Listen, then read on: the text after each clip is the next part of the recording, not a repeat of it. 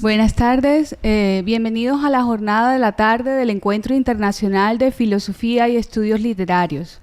Hoy vamos a dar comienzo con la charla de Julio Premat, que se titula Fin de los tiempos, comienzos de la literatura. Julio Premat es doctor en literatura en la Universidad de París III, actualmente catedrático de literatura hispanoamericana en la Universidad París VIII, responsable del Laboratorio de Estudios Romanos, director de la Red Interuniversitaria de Estudios sobre la Literatura Contemporánea de Río de la Plata y de la revista en línea Cuadernos Líricos. Entre sus principales obras se encuentran La dicha de Saturno, Escritura y Melancolía en la obra de Juan José Saer, del 2002, Héroes sin tributos, figuras de autor en la literatura argentina, del 2009, Monstruos infames y criminales, ficciones bibliográficas de Schwab a la actualidad, del 2010. Actualmente trabaja en un proyecto sobre los relatos del comienzo en la literatura latinoamericana. Bienvenido. Bueno, muchas gracias. Como dicen que lo cortés no quita lo valiente, la repetición no quita la sinceridad, ¿no? Ya muchos antes de que yo hablara agradecieron a los organizadores el haber podido estar acá. Quiero hacer lo mismo. A la Universidad del Norte y en particular a Juan Manuel Ruiz y Carmen Elisa Escobar por su, digamos, inteligente cordialidad o calidez. Bueno, estamos con problemas de tiempo, ¿no? ¿Vieron? Desde que empezó el coloquio no hay modo de seguir el programa preestablecido.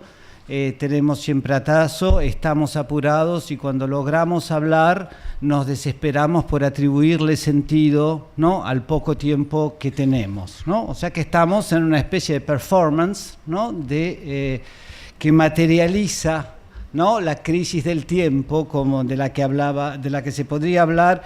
Nancy hablaba de la mutación del tiempo, ¿no? Una mutación es una manera de crisis, ¿no?, en la medida en que uno pierde los puntos de referencia. Bueno, ha pasado el tiempo, terminé mi trabajo sobre los comienzos, gracias a Dios, y para presentar aquí algo se me ocurrió que lo mejor sería elegir una especie de introducción, ¿no?, un texto de carácter panorámico y no estudiar ejemplos, habida cuenta del el aspecto interdisciplinario, ¿no es cierto?, del coloquio, no ponerme a hablar de un autor específico. Espero que este discurso un poco general no sea por lo general ni demasiado arduo ni demasiado superficial. ¿Qué voy a hacer? Tratar de plantearme o de plantear algunas preguntas e ideas sobre las coordenadas, dificultades y características de la literatura hoy, ¿no? A partir de tres perspectivas. Primero, tratar de contextualizar la producción actual en esa crisis del tiempo, ¿no? O sea, primero caracterizar esa crisis del tiempo y luego, al hablar de la literatura de hoy, separar algo que me parece muy importante hacer hoy en día y que tiene un cierto carácter polémico, separar los discursos académicos sobre la literatura de la producción literaria, que son dos cosas que funcionan de manera cada vez más autónoma, ¿no? Bueno, y como hay poco tiempo voy a leer porque si no aquí ya me están pasando papelitos antes que empiece, ¿no? Bueno, entonces, en las primeras páginas de Gramática de la Creación, libro del 2001, George Steiner evoca los tiempos crepusculares en los que vivimos. La expresión es una de las muchas que recorren la bibliografía sobre historia, sociología, filosofía o literatura. Estaríamos en un tiempo a su manera terminal, en el fin de los tiempos, en el fin, en todo caso, de cierta concepción del tiempo, el post-tiempo, el post-mundo, el post-sujeto, etc. Porque existe un estilo y un ambiente finiseculares, apocalíptico, hecho de agotamientos superpuestos, de presentismos, de tecnologías voraces, con ideologías y creencias en retirada, recapitulador de los horrores del pasado sin confianza en un avenir brumoso. Un tiempo que se definiría entonces por una crisis del futuro y por lo tanto por un descreimiento sobre la posibilidad de un principio. Si no hay futuro no se puede empezar, ¿no? Crisis ante una disyuntiva irresoluble. Es imposible continuar, somos los que llegamos tarde, es imposible comenzar, no hay futuro concebible, la esperanza de vida, escribe también Steiner, no es más que una cuestión hoy de estadísticas demográficas. No es un estado de vacío que promete el surgimiento de algo, la nada y el ser son después del todo indisociables, sino un nuevo caos, una atiborrada acumulación de restos y fragmentos que no dejarían otra posibilidad que la nostalgia, la evocación, el recuerdo, pero un recuerdo hecho de discontinuidad, cambios constantes, dispersión, desaparición de la experiencia transmisible. Después del fin de la unicidad del universo, hoy llamado pluriverso, y ante la ampliación desdibujante de la noción de lo humano, nuestra realidad sería caosmos y nuestro saber caología. Ante el fin de los tiempos y la vertiginosa fragmentación de la realidad, solo nos quedaría la experiencia personal, la esfera íntima, cuando no un revival de la ideología cientificista que se cristaliza en lo llamado el poshumanismo. Todo lo cual no es una novedad, pero el proceso ha cobrado una importancia y una visibilidad inéditas en el fin de siglo que acabamos de vivir. Ambiente apocalíptico y desaparición del futuro, o la impresión de que el futuro solo traerá catástrofes, que pueden leerse también como una resaca del siglo recién terminado, con millones y millones de muertos en una barbarie política sin precedentes. Los melancólicos temen un derrumbe psíquico que, de hecho, ya ha tenido lugar. Pareciera que el cierre del futuro y el temor del hundimiento definitivo de la cultura fuesen también un eco de lo ya sucedido, de ese pasado traumático que regresa como un espectro velado o como una obsesión por la memoria, una memoria polifacética, volátil, siempre frustrada, sin objeto ni sentido definitivos. Época de crisis, por lo tanto, o podría decirse, esas son las coordenadas de la percepción de nuestra época como época de crisis. Porque Franz Kermode, en el sentido del final, afirma, como muchos otros, que el sentimiento de crisis es inherente a las representaciones humanas del presente, en el sentido de que, a partir del relato bíblico, estamos separados del origen que determina y del desenlace apocalíptico que cierra el proceso, trayendo castigos temidos y eternidades anheladas. El tiempo cronológico ineluctable aleja al hombre de ese paraíso apenas entrevisto, hace de él un desterrado de su propio origen, un condenado a errar, en el sentido de deambulación y de equivocación. Esta idea debería impedirnos entonces caracterizar a nuestra época como una época de crisis, ya que en sí dicha caracterización sería redundante o superflua, no diría nada sobre el periodo actual. Habría así que ir más lejos y plantearse explícitamente crisis de qué, crisis en qué sentido y con respecto a qué. Una respuesta a estos interrogantes es la que propone el sociólogo Hartmut Rosa en un libro reciente sobre el tema, subrayando que la especificidad de nuestra impresión de crisis es que la crisis atañe al tiempo en sí. Nuestra crisis es una crisis del tiempo por una desincronización entre tres tiempos que constituyen socialmente un horizonte social estructurante. El tiempo de la vida cotidiana, es decir, las acciones de la vida cotidiana, el tiempo de toda una vida, tal cual nos representamos nuestra biografía, y un tercer tiempo, el tiempo de la historia, el tiempo social colectivo en el cual la vida cotidiana y la biografía se inscriben. Así Rosa postula una no coincidencia, eso ya lo leí. No leí. Así Rosa postula una no coincidencia cada vez mayor entre los tres horizontes temporales que guían los actores en la sociedad capitalista contemporánea, es decir, la divergencia entre, por un lado, las perspectivas de las experiencias inmediatas del día a día, por el otro, las proyecciones o los recuerdos que abarcan toda una existencia y la inserción de toda una vida en el gran tiempo del devenir humano. Estos tres horizontes funcionan de manera autónoma, se han vuelto irreconciliables, lo que explicaría la impresión de que nuestro tiempo está alienado. Y hablamos todo el tiempo de eso, ¿no? De la falta de tiempo y de la alienación del tiempo. Perdemos así la capacidad de integrarnos, gracias al relato de una existencia personal, en un pasado rico en puntos de referencia y en un futuro auspicioso de sentido.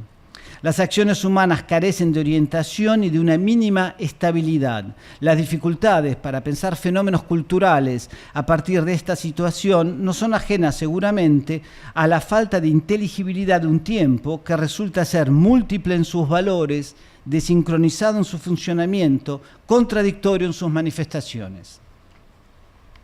Esta tensión, representación paradójica y desincronización también pueden explicarse aludiendo a tres grandes características del imaginario temporal actual, lo que podría llamarse con François Hartog el régimen de historicidad actual, ¿no? Por un lado, el predominio del presente, que Hartog llama presentismo, de un presente diferente de otros presentes del pasado, un presente omnipresente, perpetuo, autárquico. Nuestro tiempo violento, cuyos escombros no tienen más tiempo de volverse ruinas, escribe Hartog. Por el otro, frente a ese tiempo panóptico, la aceleración, inherente a la modernidad, pero ahora exacerbada. Una aceleración que no parece dirigirse a ninguna parte, sino que patalea en el mismo lugar con un ritmo de transformación elevado. Todo lo cual no solo atañe a un futuro que no cesa de llegar o de anunciarse, sino que la rapidez de los cambios tiende a convertir a lo presente en pasado. Fugacidad, ¿no?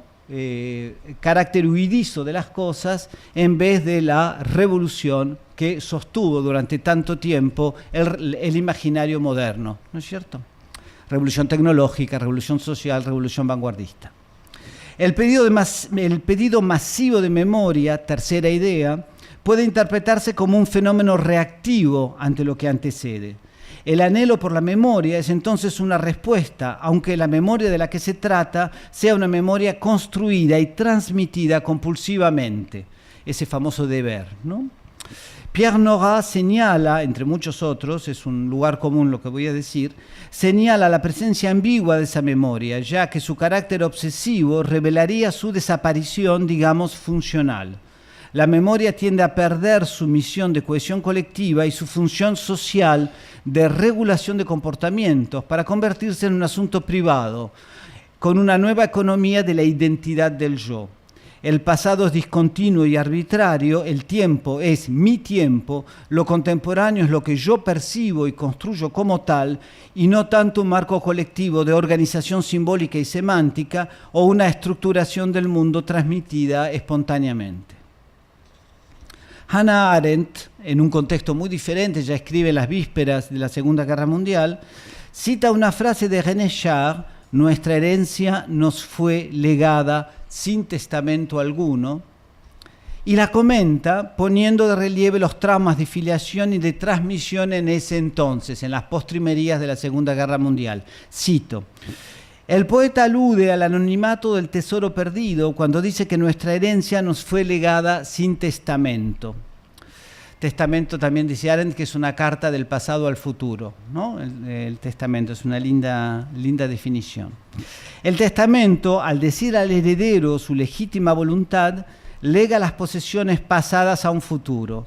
Sin testamento, o para resolver la metáfora, sin tradición, la cual selecciona y nombra, transmite y preserva e indica dónde están los tesoros y cuál es su valor, parece no haber ninguna continuidad legada en el tiempo y, por lo tanto, humanamente hablando, ningún pasado ni presente, solo un sempiterno cambio de mundo y del ciclo biológico de los seres vivos. Fin de cita.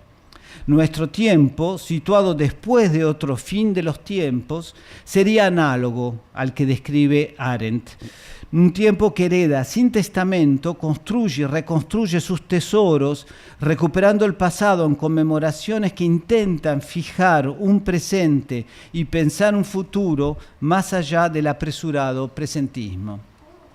El conjunto de lo dicho, el presente, centro de un régimen de historicidad sin perspectivas ni modelos y categoría cardinal de la experiencia temporal, la relación con el futuro y el pasado que se deduce de ese presentismo, la diseminación y la subjetividad de la memoria, la parcialización y la multiplicación de los relatos sobre el pasado, el auge del acontecimiento y el del individualismo, la fugacidad y la inestabilidad de las experiencias humanas, todas estas ideas permiten delinear entonces un presente diferente de los anteriores, de los otros presentes del pasado, en el cual la historia se vuelve subjetiva, múltiple, y el porvenir se desdibuja en una repetición de lo mismo o aparece, dijimos, bajo los terroríficos oropeles del Apocalipsis.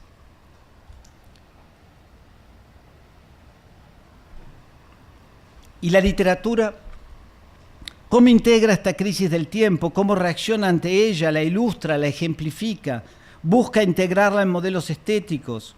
Después de la defunción anunciada del modelo vanguardista y la de la innovación proyectada hacia el futuro, después de la supuesta estética posmoderna de regresos indiferenciados y paródicos al pasado, ¿cómo se percibe el milenarismo en la evaluación de la literatura?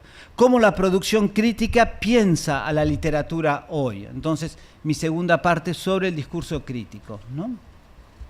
Una primera posibilidad, la de una gran literatura y de un país de institucionalización dominante de la literatura, es decir, Francia. En un libro colectivo reciente que estudia algunos fenómenos de la producción contemporánea, los compiladores empiezan con una broma, una paráfrasis del Diccionario de Lugares Comunes de Flaubert, imaginando en él una entrada que diría novela francesa, : muerta. El fin de la literatura, como lo quiere esta broma, ¿no?, ha sido, cierto es, 1000 veces decretada, y ese fin concierne, ante todo, a la literatura francesa. Por lo tanto, los escritores de hoy deben comenzar o continuar cuando todo está terminado. En lo que se ha dado en llamar la literatura del contemporáneo extremo, en la crítica francesa, es que es un término que sugiere en sí la proximidad del abismo o el agotamiento definitivo del tiempo, ¿no? El contemporáneo extremo, después no hay más nada, el limbo, ¿no? Reina un ambiente, entonces, en esa literatura reina un ambiente de catástrofe, o en todo caso el pesimismo domina la bibliografía crítica. Un pensamiento todavía convaleciente de las destrucciones conceptuales y la dilución genérica heredadas del Nouveau Roman y de la crítica de los 60, es decir, muerte del autor, sacralización del texto móvil, desaparición de la novela, de los géneros, de la noción de obra, incertidumbre y proliferación como protocolo de interpretación. Abuelo de pájaro, recorriendo una sección de la biblioteca de mi universidad, los títulos varían entre el diagnóstico de un cataclismo y una desilusión. En realidad es la sección de estudios generales sobre literatura francesa. Al final de todo, hay una sección siglo XXI, ¿no?, que tiene pocos libros. Son los estudios generales de literatura francesa del siglo XXI, y les leo una lista de títulos. ¿Quién le tiene miedo a la literatura? Desencanto de la literatura. ¿Qué les pasó a los escritores franceses? El adiós a la literatura, historia de una desvalorización. Contra Saint-Proust o el final de la literatura en peligro, el ocaso de la escritura, tumbas para la literatura del agotamiento, fines de la literatura, viene en 2 tomos, etc. Por lo tanto, solo quedaría en la literatura la fascinación por lo arqueológico, desenterrar los restos, o el tremendismo de la catástrofe, la escritura de lo apocalíptico. La deconstrucción de los modelos, la anulación de las autoridades, el borrado del futuro en el cual se puede proyectar una obra diferente, suponen también, lo señala George Steiner, un movimiento reactivo tan poderoso como la deconstrucción, un movimiento de creación en el sentido directo, una búsqueda de génesis, ¿no?, una búsqueda frenética de originación en tanto que respuesta. Porque muchas voces recuerdan que la tentación por lo informe, la fascinación por lo arcaico y por la anulación visible en estas posiciones, forman parte de la tradición moderna o de sus obsesiones recurrentes, desde, sin ir más lejos, el comienzo de esa crisis de la literatura que tiene más de un siglo con las vanguardias históricas. La idea de la destrucción de la literatura forma parte de la literatura desde hace más de un siglo, ¿no? Con el pasar de los años, apocalipsis y catástrofe, final de los tiempos o agotamiento serán tal vez los rasgos definitorios de la literatura en nuestra época. O, pero es lo mismo, lo serán las literaturas del origen, del comienzo, de un retorno distinto a la tradición.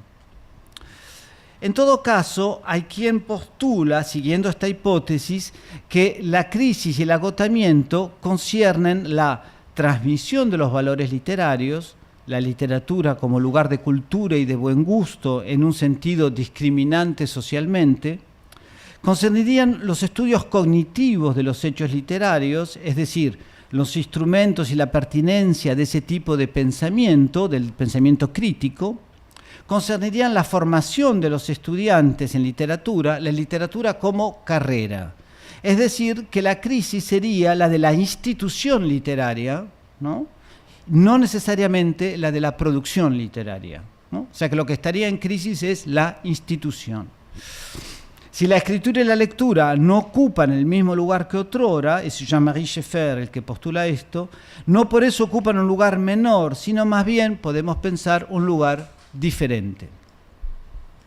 Otro contexto, otro síntoma muy alejado y sin embargo simétrico, se vuelve más comprensible después de lo afirmado, el de las orientaciones críticas de la Academia estadounidense, en literatura me refiero, y por contagio las de algunas latinoamericanas, en una amplia corriente derivada de los Cultural Studies y obsesionada desde siempre por la puesta en duda de la autonomía de la literatura y por cierta concepción de su politización, de lo que es la politización de la literatura.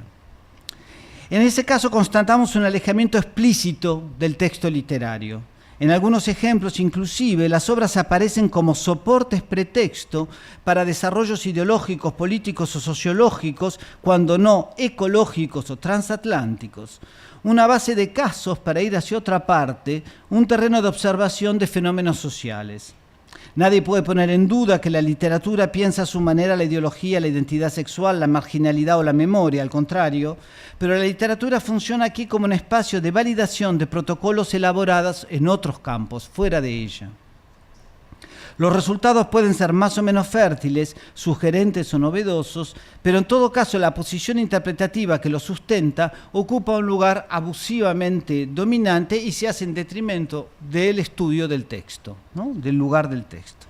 De manera más sutil y alrededor de esa misma producción, un corpus teórico y crítico imponente se concentra en destacar como figura hermenéutica central lo que está entre dos cosas, entre dos temas, entre dos posiciones, entre dos posibilidades. El resultado del proceso hermenéutico es descubrir que hay un entre dos que no define, ¿no es cierto? O sea, se lleva a cabo un proceso hermenéutico que se autodestruye, como los famosos cassettes de James Bond al final, ¿no?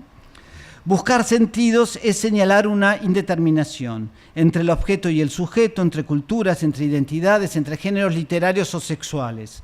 Fascinación por lo indefinido, por lo imposible de detener o constituir en tanto que sentido, que es, a su manera, una herencia de la anulación del sentido, la deconstrucción y los proliferantes rizomas de algún momento glorioso de la filosofía francesa y o un síntoma de la fragmentación de nuestro universo en pluriverso, como vimos. En estos casos, salvo en ejemplos excepcionales, se constata no una nostalgia idealizante como en Francia, sino una desconfianza por lo literario. A su manera, el gesto sistemático de llevar las disciplinas de estudio de la literatura hacia otros horizontes epistemológicos, puesto que los textos cristalizan hipótesis sociales, sexuales, postcoloniales, culturales, ecológicas, etc., y hacia el terreno de lo indiscernible, revela también una idea de que algo de lo que fue la literatura se ha terminado, ha muerto, y solo puede leérsela y entendérsela en esas direcciones a un tiempo nuevas y digresivas. La literatura necesitaría, de hecho, suplementos de sentido o agregados ideológicos para poder funcionar en tanto que discurso socialmente representativo. Se trata entonces de una variante de la misma noción apocalíptica o posapocalíptica, aunque esos contenidos sean aparentemente opuestos a los que vimos en el caso francés. En ambas posiciones es el discurso crítico el que parece haber agotado sus recursos de innovación y variación sobre el texto literario, refugiándose en una visión nostálgica, el objeto ya no existe, o en una distanciación descreída, el objeto ya no sirve.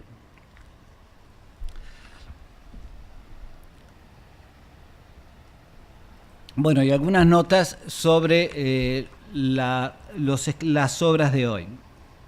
¿Cómo se inscriben los escritores ante este horizonte de recepción? Y más allá, ¿cómo se integran los escritores en un presentismo que desdibuja el valor de la tradición y que supone un apocalipsis ineluctable, un final inminente, cuando no ya sucedido?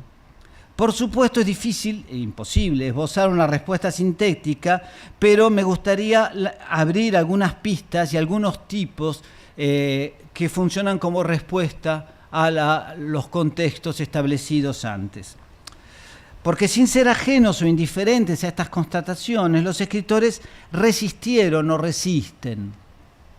Resistieron en su momento a la dictadura del texto, restituyéndole a la palabra literaria una capacidad de hablar de lo histórico, de lo social, o le dieron vuelta a la muerte del autor, poniendo en el centro del escenario la subjetividad, la biografía, la intimidad, muchas veces fantasmática, del hombre que escribe. Esa fue la resistencia a las teorías de los 60 o 70, ¿no? Hoy resisten con un uso repetido del anacronismo, una restauración de la tradición, una reivindicación del escritor como aquel que lee, prolonga y propone variantes sobre su biblioteca. Escriben fuera de su tiempo, lo que después de todo es una característica constante y dominante de la creación.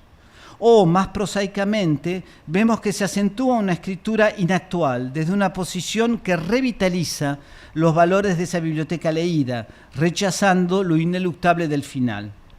Una relación singular con el pasado, con la tradición, con lo que se considera actual o nuevo, se define en la creación contemporánea, así como una profusión de escrituras sobre antepasados, infancias, orígenes y familias. El anacronismo en términos de tradición y la filiación como temática recurrente son así características mayores de nuestra literatura actual.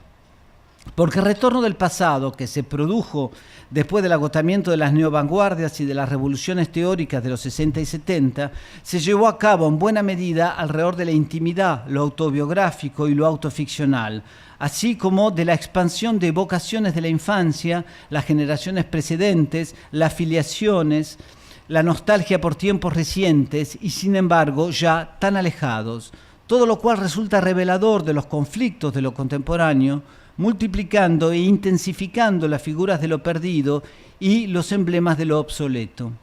En muchas ficciones actuales, el sujeto se piensa a contramano de un tiempo que lo priva de herencia y de transmisión. Archivar las vidas pasadas, inventar e inscribir repertorios de genealogías propias y ajenas, es a la tarea a la que se dedica la melancolía de nuestro fin de siglo, de nuestro comienzo de milenio. Todo lo cual sería entonces una respuesta a la crisis del tiempo, volver a tramar filiaciones imaginarias necesarias para poder recomenzar, fabricar memorias y orígenes frente al hundimiento social de la transmisión. Las temáticas de filiación son una manera de situarse ante el pasado, ante los antepasados, ante la biblioteca, ante los padres literarios o biográficos, ante la pertenencia o no a una generación que vivió paroxismos de violencia, frente también a las heridas memoriales, fenómeno frecuente en América Latina. Este modelo ha sido denominado, esto viene de la crítica francesa también, relato de filiación, a diferencia de las novelas de genealogía. Las novelas de genealogía narran la fundación de un linaje y su devenir. 100 años de soledad es un modelo canónico de lo que sería una novela de genealogía. Por eso mismo, estas incluyen una perspectiva temporal progresiva, desde el comienzo hacia su después, como es el caso también de las novelas de iniciación. Las novelas de filiación, en cambio, parten de otra perspectiva temporal. Desde la hora de la enunciación interrogan el pasado, o sea, son novelas de memoria que remontan el tiempo. buscando establecer lazos y relaciones que incluyan al sujeto en una continuidad histórica con las generaciones anteriores, ya que el sujeto se vive como huérfano, como un bastardo, un desheredado. Toda la obra de Fernando Vallejo podría ser incluido en esta mirada diferente, esta vez hacia el pasado, ¿no? En particular, por supuesto, en Los ríos del tiempo. La crisis del tiempo es una crisis de futuro por falta de un pasado operativo. No, perdón. Si la crisis del tiempo es una crisis de futuro por falta de un pasado operativo, dicha respuesta, más allá del supermercado de la memoria y sus variopintos, fugaces productos, funda un diálogo de apropiación y linaje, no solo con las historias familiares, sino, por supuesto, más ampliamente con la literatura del pasado. Esa sería una característica esencial de lo que se escribe actualmente. Aquí también la perspectiva temporal puede formalizarse y ampliarse. Las obras interrogan los secretos y los enigmas de lo ya sucedido, buscando allí el sentido del que carece lo actual. Se rastrean en el pasado modelos de singularidad y de originalidad para situarse en el presente. Se dramatiza así la cuestión de esa transmisión, perturbada en varios niveles, que se intenta subsanar, reconstruir, imaginar o inclusive delirar. Lo que no implica una visión clásica o estéticamente dócil entre las tradiciones que se convocan, entre las canteras que se excavan y exploran. Allí también encontramos la gran filiación rupturista, vanguardista, Raymond Roussel, Marcel Duchamp, Andy Warhol, la mala escritura, son convocados y reivindicados una y otra vez por muchos escritores actuales. Y dos de las figuras más originales y de mayor visibilidad en el subcontinente son el peruano-mexicano Mario Bellatín y el argentino César Aira, que escriben los dos absolutamente desde la vanguardia de los 20 y en particular desde Duchamp y Roussel, ¿no? Al respecto, y en términos de reacción, podemos ver en todo esto una restauración del deseo de escritura, en tanto que lo inactual, es decir, en inadecuación estructural entre la actualidad acuciante para el escritor, que es su deseo de escribir, y la actualidad del mundo que lo rodea. Barthes, en la preparación de la novela, supone que la literatura es siempre arcaica o conlleva un proceso de inclusión de lo arcaico. La actualidad, dice, ejerce un chantaje permanente sobre el deseo de escritura, que sin embargo no renuncia a su arcaísmo, porque el deseo en sí surge de zonas ocultas, es decir, no ocultas del yo. El deseo es pueril o al menos adolescente. Por lo tanto, el deseo resiste a las presiones de la actualidad y surge, vuelve, irrumpe, siempre vivo, ¿no? Aunque la crítica decrete el fin de la literatura, ¿no? Esa es la idea. Así, la literatura del presente sería también el espacio en el que el deseo se entremezcla con los actos y discursos humanos, mientras que lo actual debe pensarse como ruido. Actuales serían los acontecimientos literarios y los relatos que tienden asintomáticamente a ser sincrónicos del devenir del mundo, que intentan serlo en todo caso, e inclusive a fusionar con el instante de su aparición, en una inmediatez presentista que destruye la posibilidad de desplegar variantes, instalando a la experiencia en un punto focal homogéneo y preestablecido. En cambio, el texto literario reivindicable, digamos, al no ceder a la fascinación por el acontecimiento, busca preservar y hasta desplegar el abanico paradigmático de los posibles. A la actualidad el escritor le opondría la heterogeneidad del presente, si se piensa el presente como una encrucijada de pasados, presentes, futuros, que se construye desde la escritura. Ya en 1980, Barthes, entonces, en este libro, premonitoriamente suponía que el deseo de literatura se refuerza con la impresión de que la literatura está decayendo, de que su valor se está aboliendo. Ponerse a escribir manifiesta un amor penetrante, patético, irrazonable, como el que se tiene por algo que va a morir. Él sitúa la escritura en un desfase frente a los principios ideológicos de la creación. Al fenómeno lo llama désuétude, es decir, lo obsoleto. También podría haberse dicho lo anticuado, lo fuera de moda. Lo que era usual otrora cayó en desuso, eso es la literatura, ¿no? La resistencia es volver a usar aquello que se señala insistentemente entonces como perimido. Hoy llamaríamos anacrónico a lo obsoleto.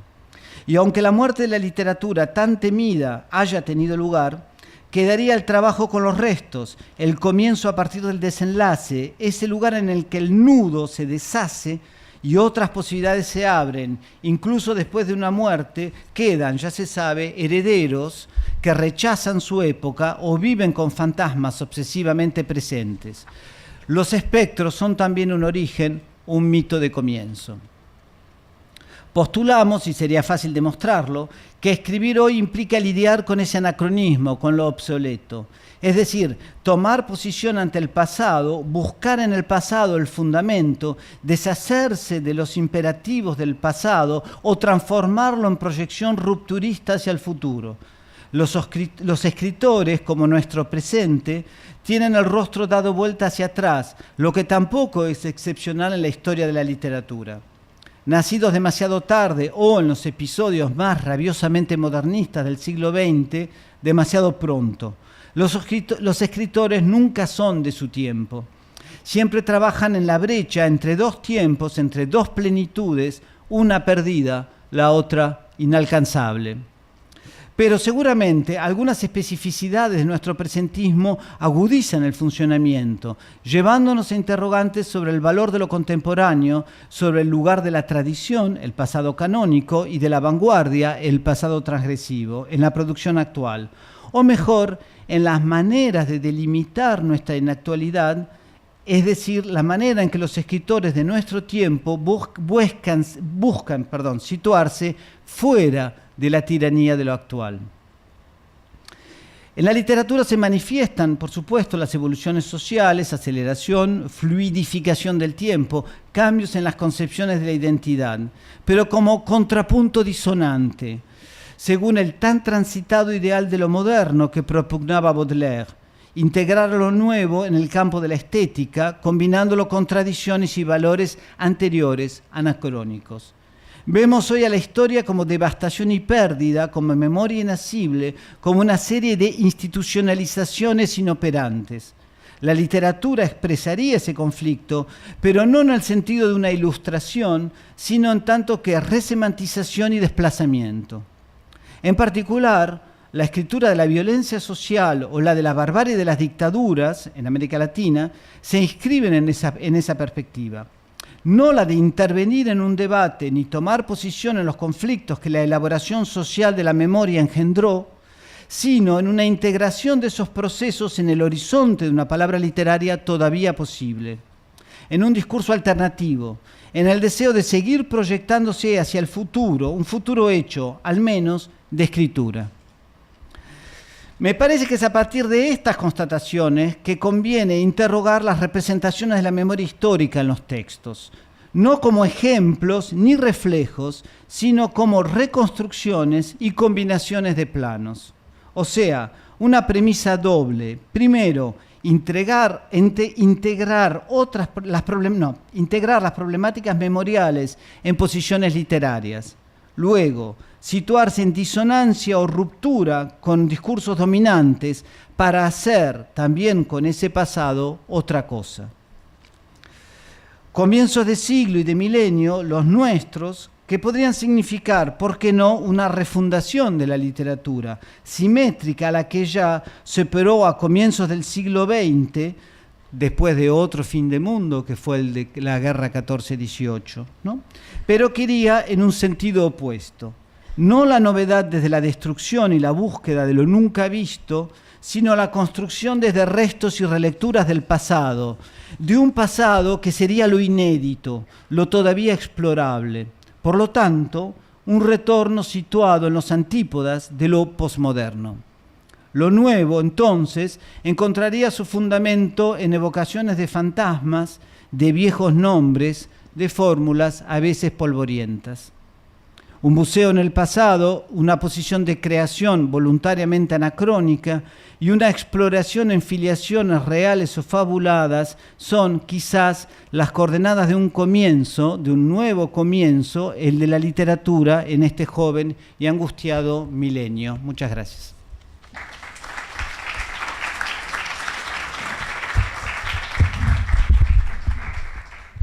Bueno, muchas gracias. Bueno, es el tiempo para las preguntas. Si alguien quiere formular alguna.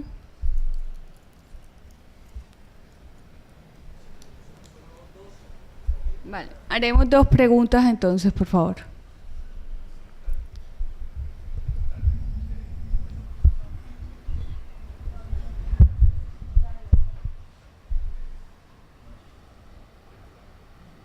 Bueno, buenas tardes, ¿sí?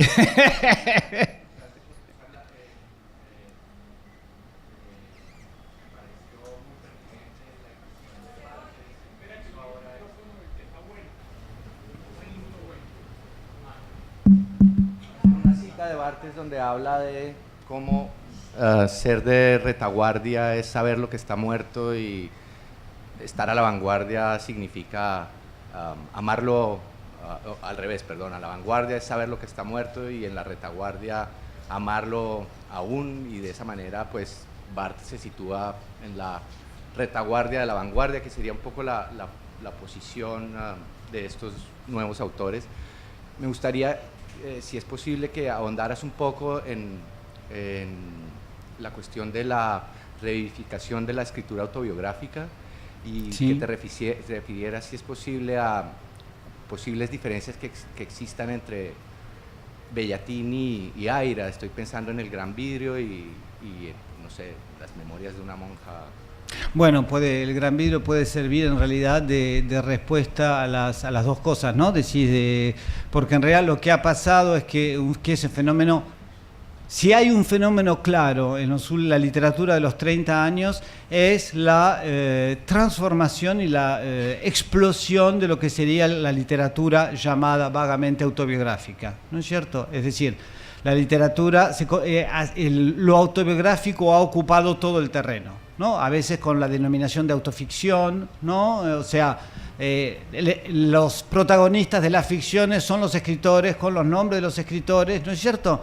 Es decir, el uso de los diarios y todos los protocolos y formas de la escritura del yo han ocupado, son realmente lo dominante, ¿no? Lo que tiene que ver también con el individualismo reinante, en donde el mundo soy yo, ¿no es cierto? Entonces, las grandes novelas de carácter panorámico como Cien años de soledad son totalmente pasada de moda en ese sentido, porque lo que importa es un yo, ¿no es cierto? El yo está en el centro. Bueno, en ese sentido lo que hace Bellatín es muy, muy fuerte, en el sentido que su figura, ¿no? Es decir, su figura de autor en particular, porque es manco, ¿no? Y tiene una serie se hizo hacer prótesis por una serie de artistas plásticos distintos, y hay toda una serie de galerías de fotos de Bellatín mostrando prótesis más estrambóticas unas que otras, pero siempre en primer plano, ¿no? La idea de la castración, de la mutilación, de la deformación física está en todos sus textos, es decir, hay un uso, una expansión que es podemos decir, un procedimiento de escritura de corte vanguardista, ¿no? Es un mecanismo de producción.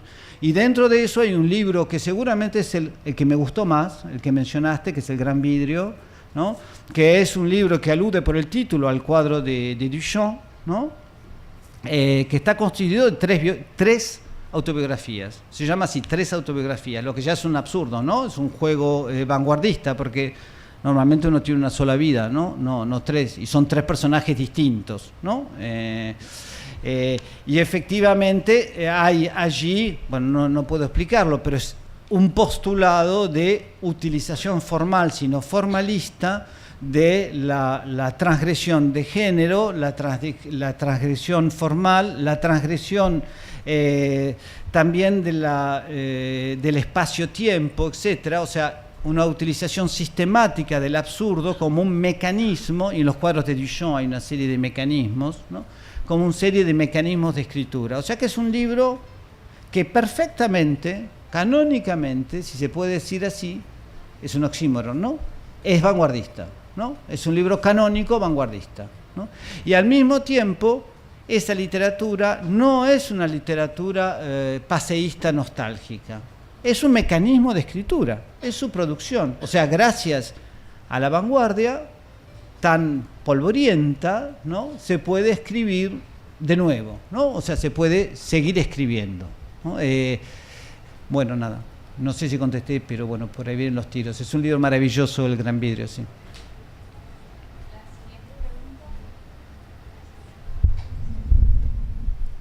¿Quién quiere formular otra pregunta?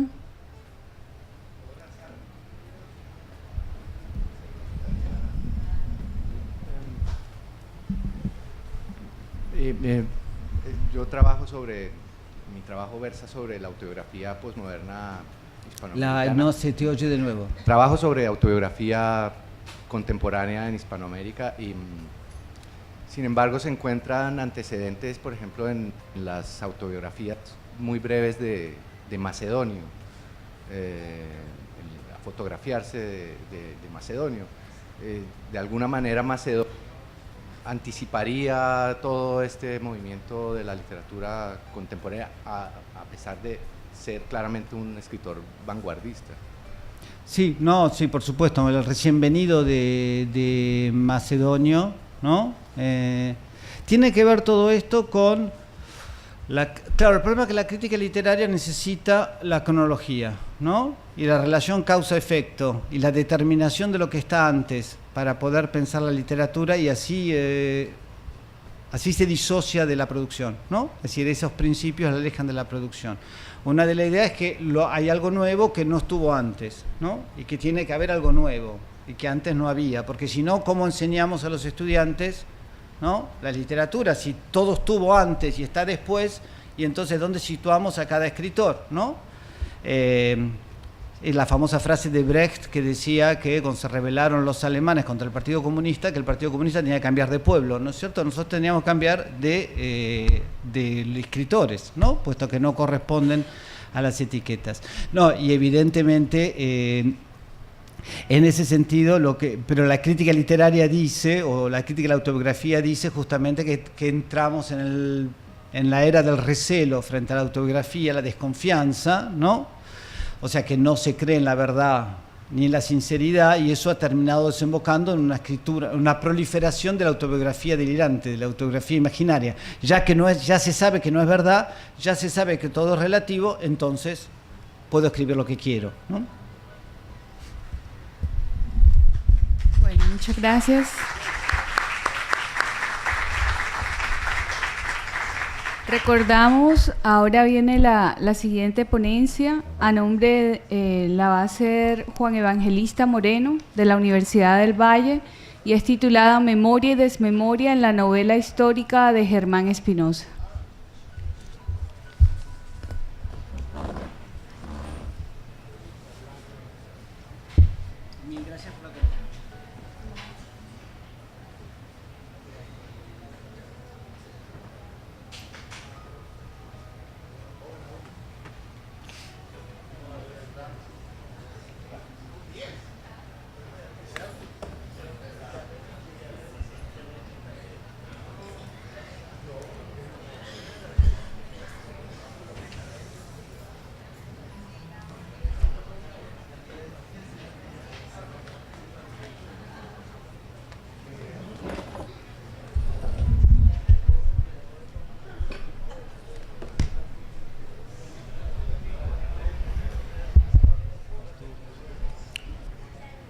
Tienes, creo que es 30.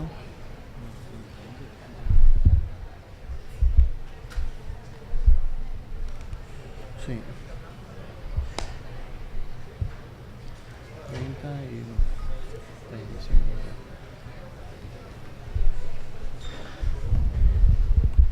Buenas tardes. Bueno, continuamos con este Encuentro Internacional de Filosofía y Estudios Literarios con la ponencia del profesor Juan Evangelista Moreno, Memoria y Desmemoria en la novela histórica de Germán Espinosa.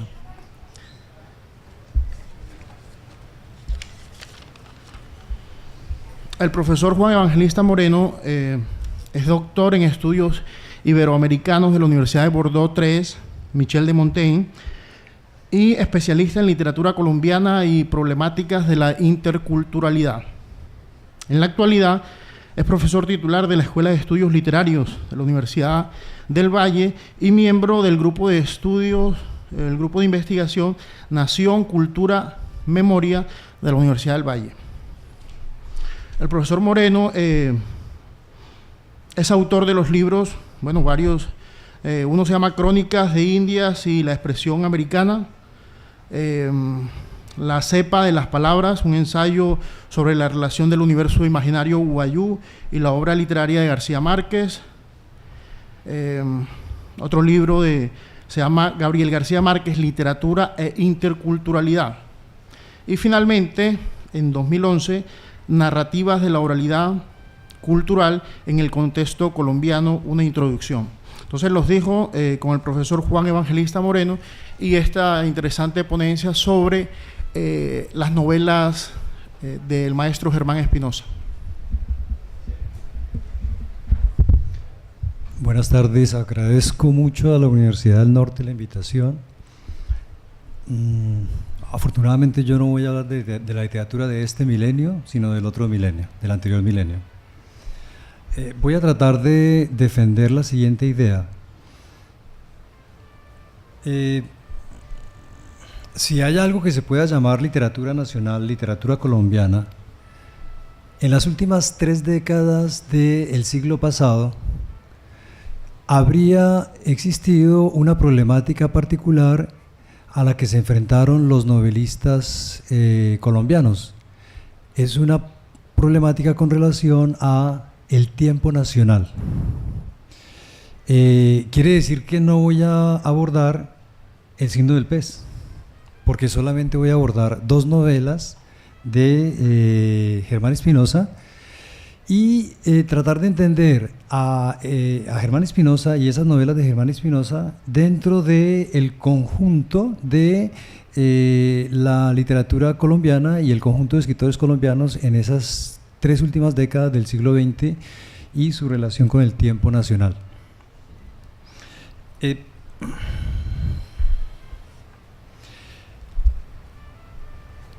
El relato nos da el tiempo. No hay tiempo sin relato. Todo tiempo viene del relato.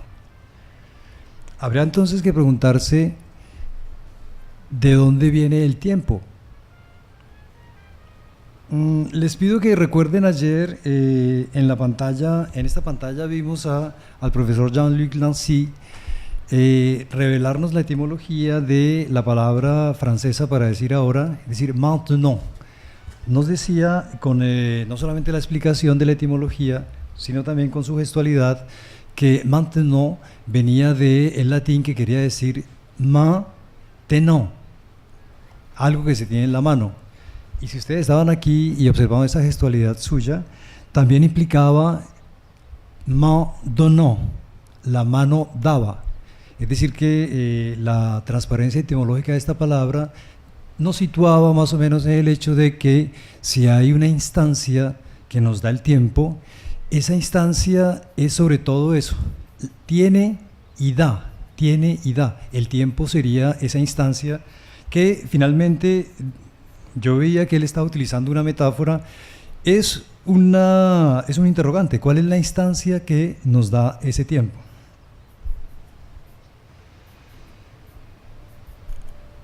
Para para poner en contexto esta problemática, yo les pediría que hicieran la siguiente abstracción. Quienes escribieron esas novelas de los últimos 30 años del siglo XX se formaron en la primera mitad del siglo XX. Les voy a pedir que hagan la siguiente abstracción. Imagínenselos en las escuelas, en los bancos de las escuelas, en los pupitres de las escuelas, aprendiendo historia colombiana en la primera mitad del siglo XX. Entre ellos hay que pensar en escritores como Gabriel García Márquez, Manuel Zapata Olivella, Germán Espinosa, Álvaro Cepeda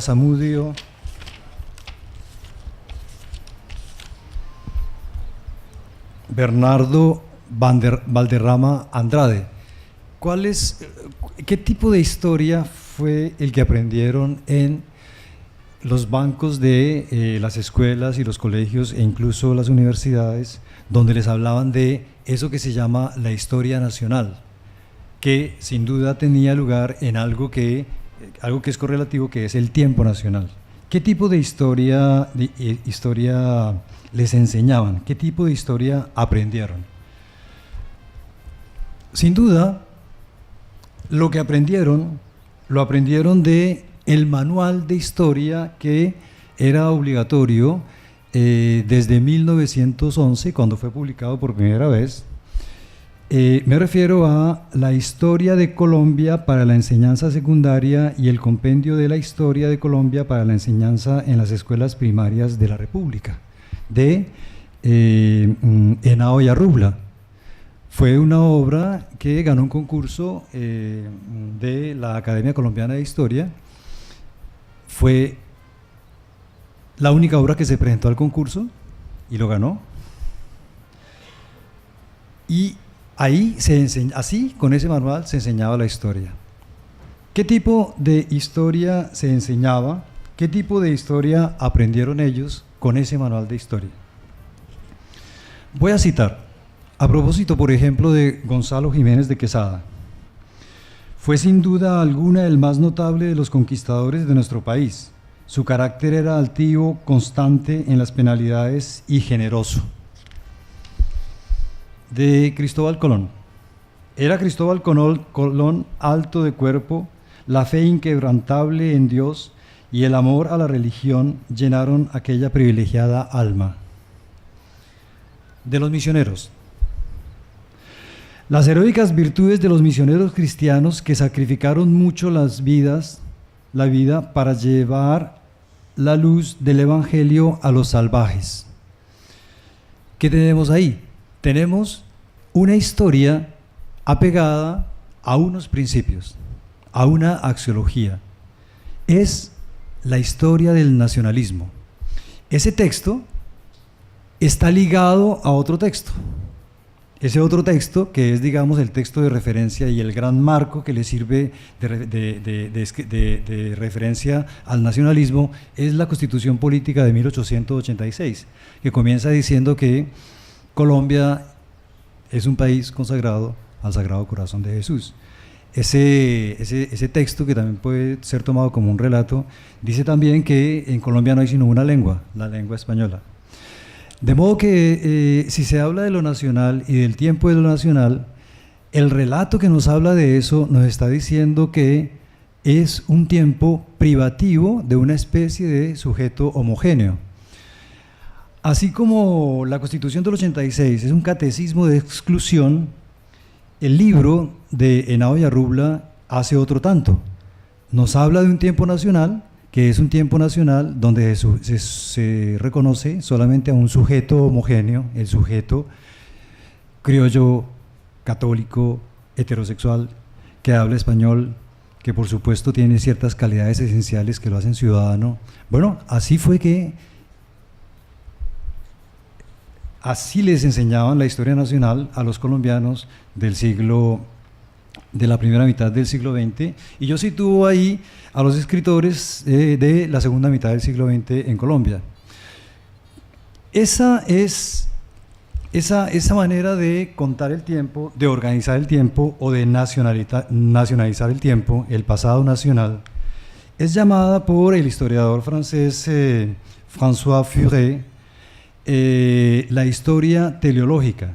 Dice François Furet, a propósito de ese relato nacionalista de la historia, o ese relato que quiere nacionalizar el pasado. Él lo llama la historia relato. Toda historia relato es una sucesión de acontecimientos, orígenes, que se puede llamar, si se quiere, historia de acontecimientos. Toda historia de acontecimientos es una historia teleológica. Teleológica quiere decir que se escribe sabiendo los fines, se escribe para dónde va. Toda historia de acontecimientos es una historia teleológica, solo el fin de la historia permite escoger y comprender los acontecimientos con los que ésta está tejida.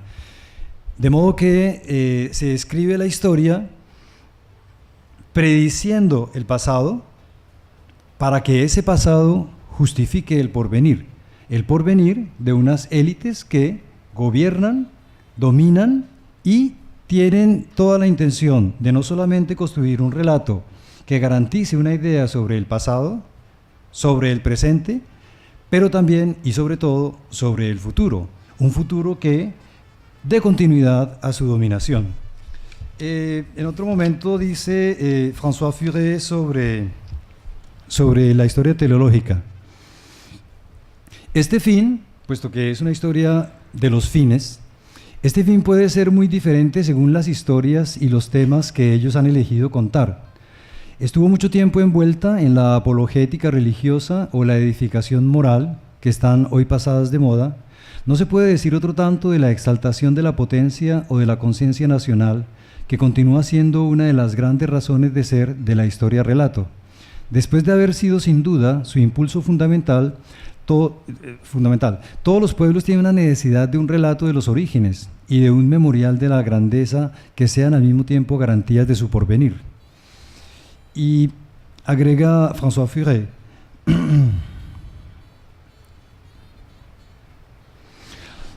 este relato no solamente perpetuó una imagen, sino que en ella el relato del pasado, tesoro de la nación, tuvo por encargo también el trazar ese porvenir y por consecuencia cerrar el tiempo. De modo que la historia teleológica que duró en nuestro país mucho tiempo, que tuvo su nacimiento en el siglo XIX y que, según afirmación del historiador Jorge Orlando Melo, se prolongó hasta los años 60 gracias a ese manual de Henao y Arrubla. Según el historiador Melo, solamente los años 60, 65, 70, gracias al magisterio de historiadores como Germán Colmenares y como el historiador Jaramillo y otros, empezó a haber una historia problema o una historia científica en nuestro país. Hasta entonces siguió imperando lo que Jorge Orlando llama la historia académica, que yo estoy llamando, según la terminología de Furet, la historia teleológica. De modo que ese era el relato que nacionalizaba el pasado, y al nacionalizar el pasado cerraba el tiempo. Una de las características de ese relato era la construcción, representación de la alteridad. El otro. ¿Quién era el otro? Pues sí, el otro existía. El otro era el salvaje, el otro era el negro, el otro era el indio, el campesino, la mujer. De modo que es un tiempo cerrado, porque es una especie de panóptico de la otredad, es un panóptico de la alteridad, es un dispositivo de control de la autoridad. Bueno, así aprendieron la historia nacional nuestros escritores. Voy a dar ejemplos concretos de la manera como pudo haber sido vivido eso. Bueno, son hipotéticos, pero pues yo les pido que me acompañen en esa hipótesis. Un escritor como Manuel Zapata Olivella. ¿Qué sentiría Manuel Zapata Olivella, escritor afrocolombiano, leyendo una historia donde solamente hay negros cuando se trata de exaltar la figura de Pedro Claver? Pedro Claver, santo, luminoso, que auxiliaba en Cartagena a los negros. Es la única parte en el libro de Henao y Arrubla donde se habla de los afrocolombianos.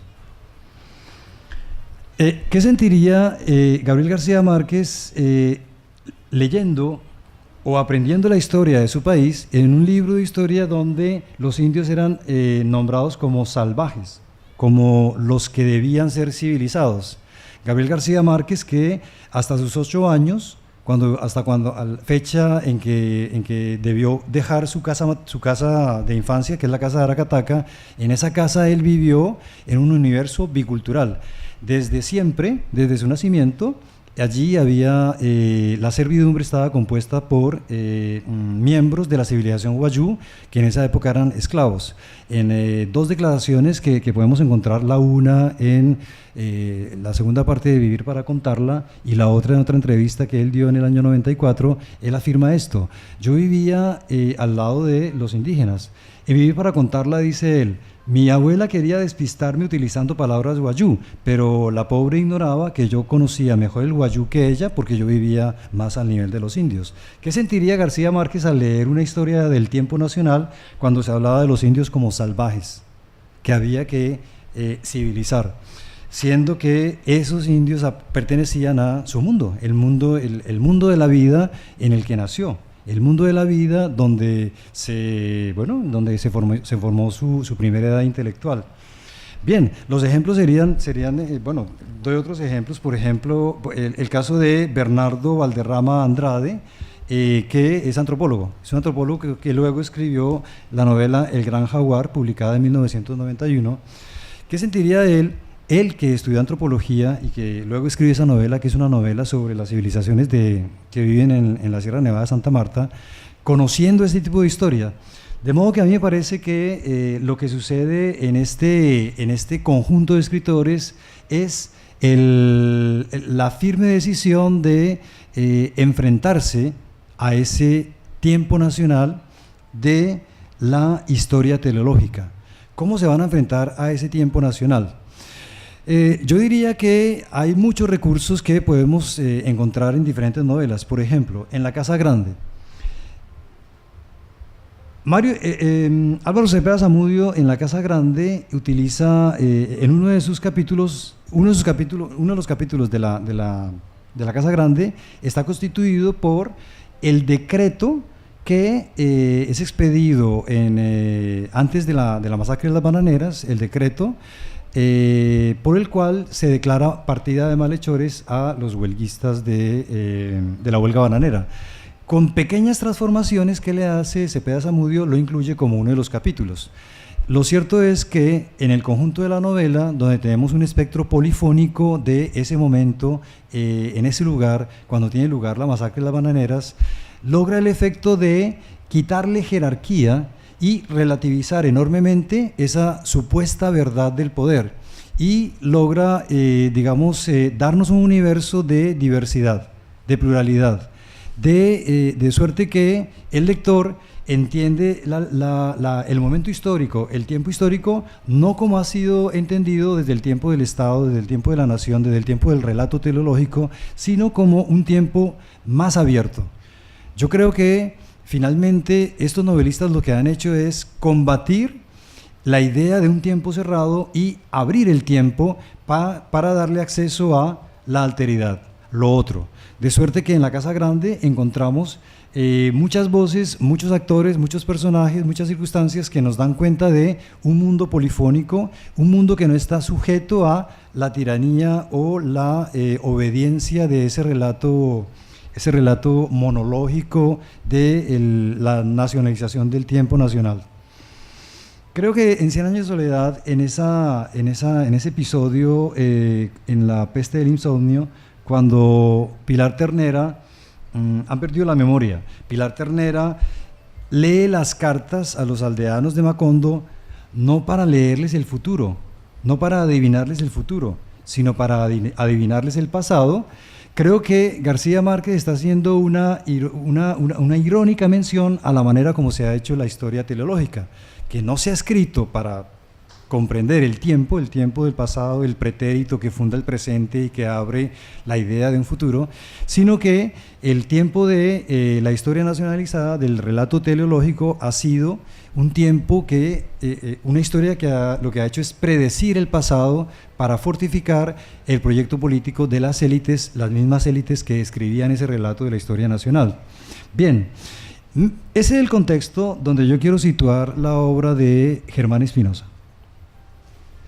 Voy a hablar de dos novelas de Germán Espinosa que me parece tienen directa relación con el tema del tiempo nacional. La primera es Los cortejos del diablo, y hay que decir que En la literatura colombiana, en las 3 últimas décadas, casi todos los escritores colombianos van a escribir novelas que van a tener que ver con el tiempo nacional. Y a mí me parece que todos se enfrentan a la idea de la historia teleológica y que tratan de abrir el tiempo, hacer más complejo el tiempo nacional, el tiempo de lo nacional. Yo creo que si vemos el inventario de todas esas novelas, es la novela de Germán Espinosa en 1970 la que abre ese corpus. En ese sentido me parece importantísima porque nos daría, digamos, como una especie de límite de ese periodo y de ese corpus, donde hay una gran problematización en la novela colombiana sobre el tiempo nacional.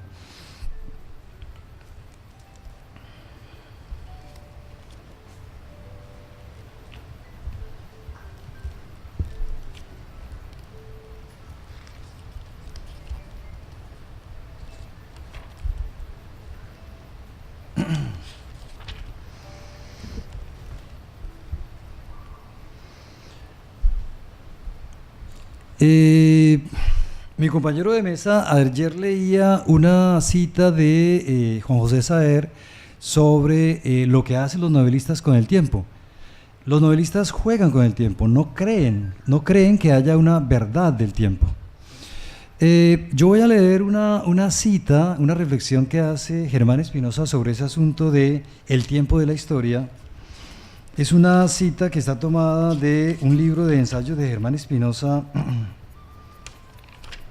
que se llama el ocioso trabajo de escribir, en el libro de ensayos La liebre en la luna.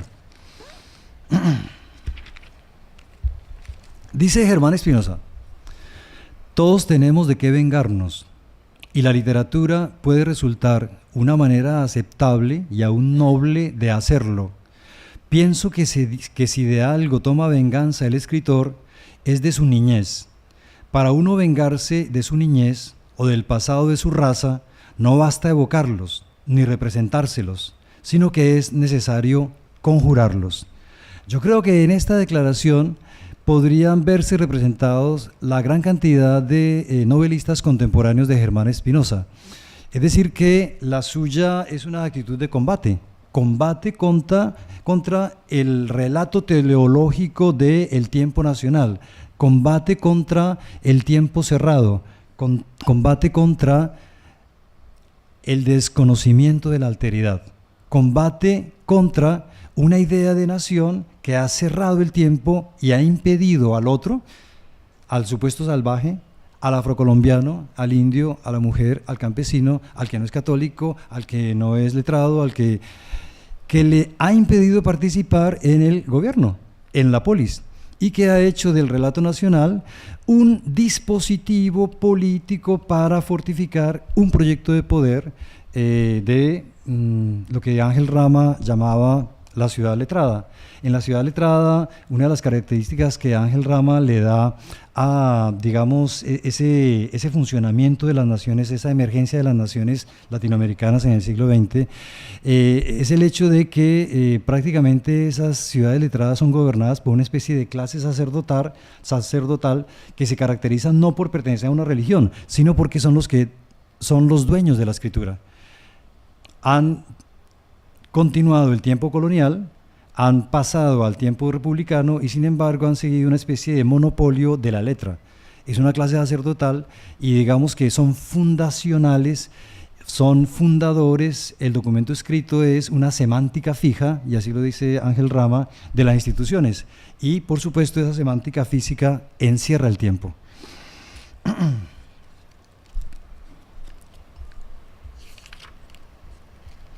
Novela parecida en 1970, Los cortejos del diablo dio a conocer en esta década una inclinación particular de los novelistas colombianos por los temas de la historia nacional, la cual se vería confirmada en la siguiente década con la publicación de otras obras de evocación histórica por parte de otros escritores, incluidos Al Espinosa de La tejedora de coronas de 1982, que es la novela de la que me gustaría hablar después.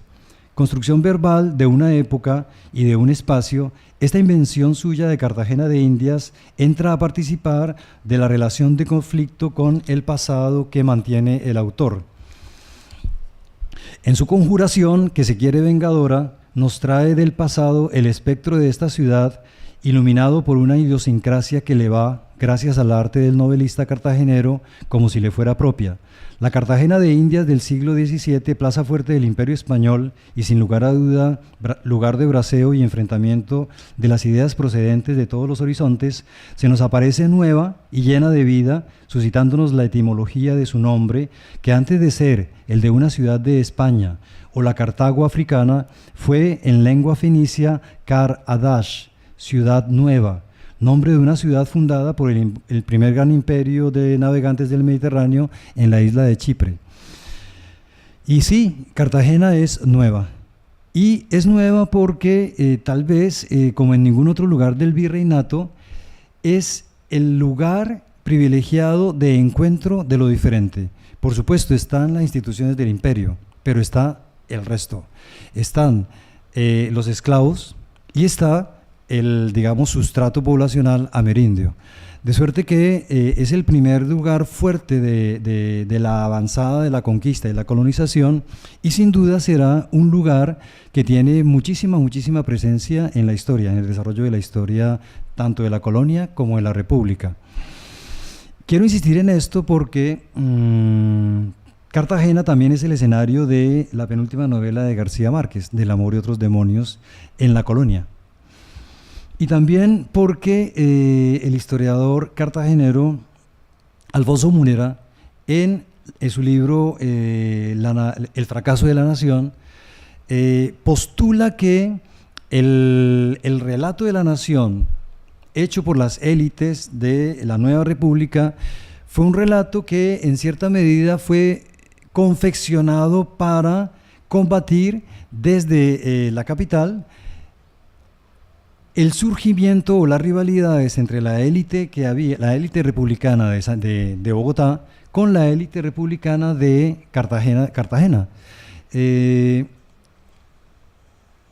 Digamos que el libro de Alfonso Múnera pone de nuevo de presente que Cartagena fue un centro de gran importancia no solamente en la colonia, sino también en la república. Yo estuve leyendo algunas reseñas que algunos historiadores o en revistas especializadas, otros historiadores hacían de ese libro. Ahí me dio la impresión de que, aunque el libro me parece a mí muy coherente, bueno, yo no soy historiador, pero a mí me pareció, digamos, razonablemente bien argumentado. Yo encontré que los historiadores que no están de acuerdo con las tesis que defiende Múnera utilizan argumentos que parecen a veces reacciones demasiado subjetivas, como si Múnera estuviera tocando fibras que no se deberían tocar. De suerte que, digamos que es explicable esta importancia neurálgica de Cartagena en esta reconstrucción del relato de la nación, y me parece pues importante y se justifica que pues no solamente por ser cartagenero, Espinosa haya hecho dos novelas que tienen como escenario a Cartagena. Yo me voy a detener en esta novela, Los Cortejos del Diablo. Los Cortejos del Diablo fue publicada en 1970. Yo no he podido resolver un enigma. ¿Por qué la primera edición de Los Cortejos del Diablo fue publicada en Uruguay? En Venezuela. ¿En Venezuela también? Sí, simultáneamente. Pero en Colombia no. Las ediciones de Los Cortejos del Diablo que nosotros conseguimos, la más vieja que yo me he podido conseguir es del 71, colombiana. Es decir, es un interrogante que yo no he podido resolver. ¿Por qué no la publicó en Colombia? Parece que, digamos, la atmósfera en la que vivía Germán Espinosa no le era muy favorable. Voy a hablar de algunos aspectos que me parecen importantes e interesantes en la novela Los Cortejos del Diablo. El rumor de la vida. Uno de los artificios del lenguaje narrativo de Los Cortejos del Diablo es el de darnos una expresividad impersonal basado en un tumulto de voces. La ciudad se oye. El decir popular, el qué dirán, que rodea a las individualidades, nos hace sentirnos ahí, recibiendo sin filtros ni jerarquías las voces que circulan. Es el caso de la aprehensión que podemos hacer del personaje Catalina de Alcántara, que no conocemos desde un lenguaje que la sobrevuela desde arriba, sino desde el poder generador de los sentidos de las voces impersonales que atraviesan el tumulto. Es como si, abandonada a sí misma, la ciudad se hiciera comprender a partir de un poder autogenerador de contenidos. Desde el momento en que nuestra lectura da con historias múltiples y diversas, tejía la villa en torno a la enigmática personalidad de Catalina de Alcántara, el personaje surge dentro de una vitalidad del lenguaje de la narración. Cito, en opinión de las malas lenguas, la ciudad empezó a hacerse lenguas cuando versiones más atravesadas, los más imaginativos, las nunca confirmadas historias que a su costa se fraguaba en la imaginación popular, todos coincidían en afirmar, no faltó quien dijera, esa solvencia narrativa de las versiones disimulan con éxito al narrador y se hace superficie sobre la cual adquiere contorno y progresa un existir social, la resonancia del rumor social. Da al lector una globalidad capaz de situarlo en las calles de Cartagena. Sin embargo, el novelista no se conforma con esa función del lenguaje que al fin y al cabo tiene sus límites en la exterioridad de las cosas y las gentes. Nuestro conjurador lleva el ruido del lenguaje de la calle y su resonancia hasta el yo interior de uno de los personajes. Sirviéndose de la elasticidad del ruido del tumulto, Spinoza pone a resonar sus voces dentro de una subjetividad y supera la aparente superficialidad de su propiedad descriptiva. Y vemos entonces un personaje que, digamos, funciona como caja de resonancia del decir popular. Es un personaje que en la Cartagena colonial uno se lo representa como una figura de poder, como un representante del poder colonial, el inquisidor Juan Mañozga. Pues bien, en la novela, Juan Mañozga, a pesar de que tiene esa figura investida de poder, es una figura que está en crisis. Está enfermo, está solo, descree completamente de su función, descree completamente de su porvenir y descree completamente de todas las instituciones que deberían justificar su razón de ser. Y el lenguaje resuena en su subjetividad. Y mis padecimientos glandulares, mi prostatismo, mi respiración de asmático, mis grandes tribulaciones corporales, ¿no son la comidilla del pueblo, el regocijo de la villa, donde se me ve a la postre como yo sueño a Urbano VIII en el potro del tormento? ¿No nos pidió expresamente la feligresía suspender la persecución y no llegaron al extremo de afirmar que yo era más brujo que todos los brujos? De suerte que en la novela, en este tiempo narrado de la colonia de los cortejos del diablo, esa figura que se supone que es una figura de poder, es una figura en una enorme crisis. Su superior, el obispo, también está en una situación parecida.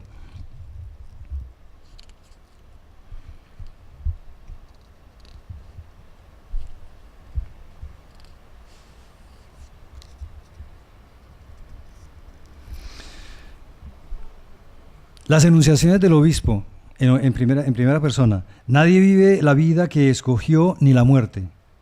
La muerte es hermana menor de la vida, la muerte. Quand on est mort, c'est pour longtemps. En el caso del inquisidor, he terminado condenándome yo mismo. Me pudriré en el cuartel de los porquerones si antes no me pudre este calor. Diablo, no me pudre en vida. No me vengan a mí con el cuento del martirio, que bien conozco lo fácil que es morir cuando no se ama la vida. Estas figuras del poder, que funcionan como tal, están fisuradas interiormente. Parece que no creen ni en su razón de ser como figura del poder, ni tampoco en una suerte de razón metafísica que los sostendría como figuras de una religión. Están fisuradas, están completamente derruidas, son como una especie de apariencia que se mantiene erguida por una condición casi milagrosa. Al lado y en contraste con esas figuras derruidas del poder, aparecen figuras que nos dejan ver la otra parte, el otro lado del universo americano. La bruja Rosaura García. La bruja Rosaura García tiene poderes, tiene clarividencia. Es consultada por un conquistador para que le lea el futuro. Le dice al conquistador, lee el futuro en un recipiente con agua. Veo aquí el comienzo de tu lento pero seguro desmoramiento, porque 2 guerras acechan a los flancos de España. Está haciendo la predicción de toda la crisis que va a conocer España después en sus conflictos intraeuropeos.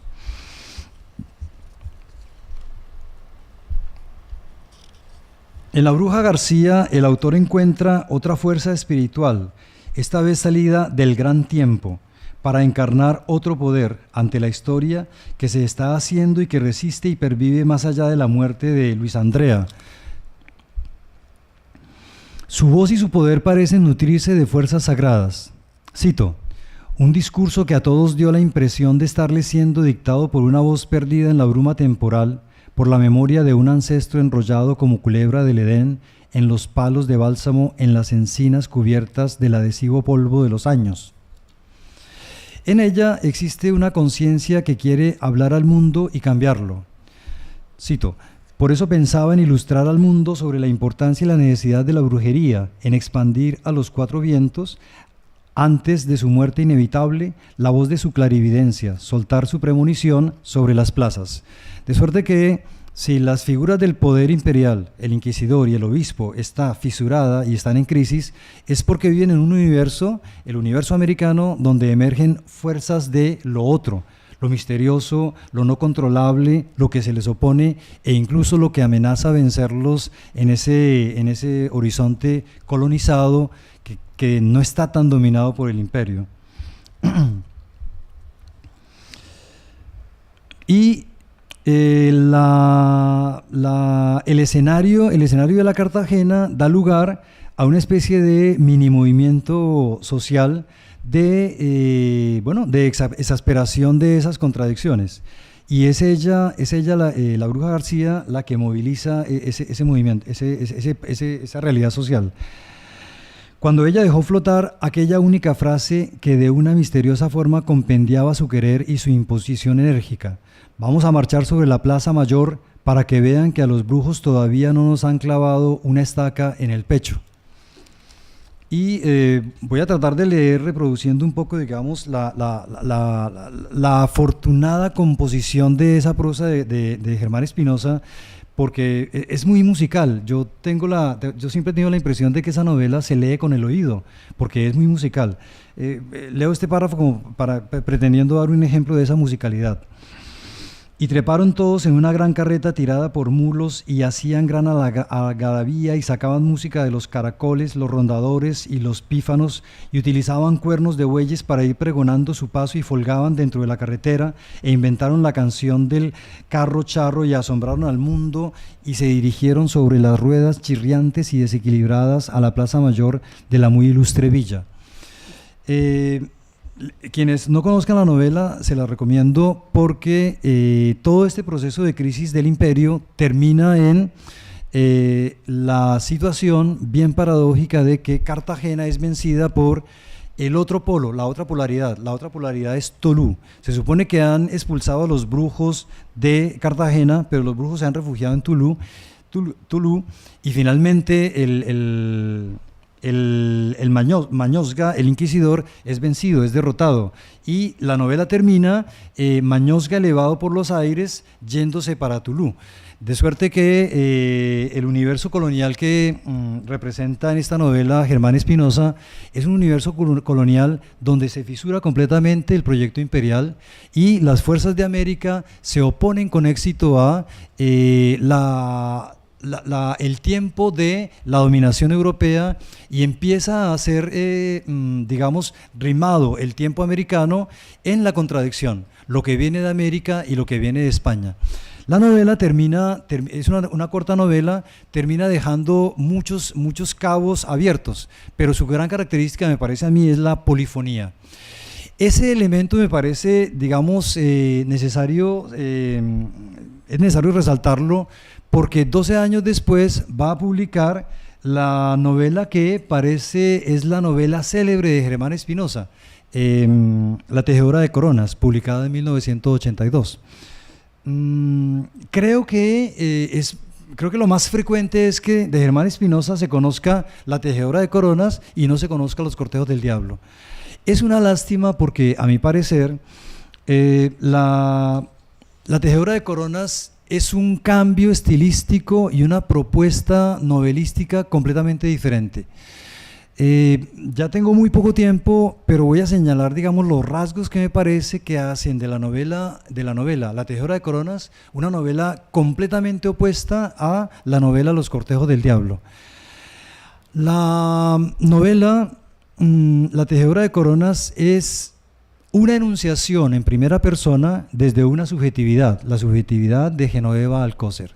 Genoveva Alcócer es un ciclo biográfico que parte de Cartagena, después de unas vicisitudes, cuando Cartagena es tomada por los piratas, Genoveva Alcócer hace la gran aventura que consiste en ir a Europa, a Francia, a conocer el siglo de las luces. Y finalmente, Genoveva Alcócer se convierte en una amazona, en una integrante de un círculo de conspiradores ilustrados, y termina volviendo a América después de haber cumplido diferentes misiones en el mundo. Está en Estados Unidos, está prisionera en la Bastilla, tiene muchas peripecias. Después vuelve a Cartagena a cumplir una misión de, digamos, la ilustración, la fuerza de la razón, la fuerza de las luces que, digamos, se opone en el continente europeo a la potencia española. Vuelve a Cartagena y es capturada por la Inquisición. Es interrogada, es torturada, y la novela finalmente es la enunciación de Genoveva Alcócer, prisionera de la Inquisición, haciendo el recuento autobiográfico de todo lo que ha vivido. Me parece que hay un gran cambio estilístico porque ya no hay la polifonía, ya no hay, digamos, la diversidad del continente americano, ya no está el lado de lo amerindio, ya no está el lado de lo afro, ya no está el lado de la brujería, ya no está el lado de lo oscuro, lo salvaje, lo impenetrable, toda esa espesura no dominada del continente americano que es temida o que significa un desafío para el proyecto imperial, sea el proyecto imperial que sea. Más bien, lo que hay aquí es la presencia de el proyecto ilustrado, como si Genoveva Alcócer la presencia de Genoveva Alcócer hiciera en el escenario americano la escena o el escenario de conflicto entre dos cosas típicamente europeas. Por un lado, el proyecto imperial de España, y por otro lado, el proyecto ilustrado. De suerte que mientras en la novela Los Cortejos del Diablo veíamos una polifonía donde estaba muy presente lo americano y que lo americano ponía en crisis a lo europeo, y sobre todo había, digamos, la multiplicidad, la presencia de la alteridad, la diversa alteridad, en La Tejedora de Coronas se nos ha desvanecido esa polifonía. Hay una sola voz, y esa voz no es propiamente americana, aunque es una criolla nacida en América, es una fuerza espiritual, es una subjetividad que está cumpliendo el proyecto de la ilustración. Finalmente, uno podría decir que es una especie de antecedente que Spinoza inventa de lo que después será, digamos, el círculo de discípulos de Mutis, que después se van a convertir en los gestores del proceso independentista después de 1808. De suerte que uno podría decir, Spinoza en Los Cortejos del Diablo en efecto ha hecho una conjuración donde se siente la fuerza de América como lugar que entra en la historia y donde la alteridad tiene su lugar de ser, mientras que en La Tejedora de Coronas, 12 años después, en 1982, prácticamente ya no tenemos la presencia de la alteridad, puesto que Genoveva Alcócer es una ilustrada, y la suya es la voz que cuenta la novela. La novela está contada en primera persona, y mucho me temo que finalmente es una novela que leemos con un fondo canónico que le precede, que es la novela de Carpentier, El siglo de las luces. Yo creo que si uno tratara de poner en una balanza a las dos novelas, yo creo que es muy extraño que una primera novela histórica de Germán Espinosa, Los Cortejos del Diablo, se ha convertido en una apuesta, me parece a mí, muy exitosa de la recuperación o el combate de la escritura, de la escritura novelesca contra la historia teleológica, para tratar de recuperar un tiempo nacional enriquecido de alteridad, enriquecido de complejidad cultural e histórica. Y me parece que 12 años después, la novela La Tejedora de Coronas, aunque tiene, digamos, una especie de finura estilística, es muy sofisticada en su musicalidad, en su estilo.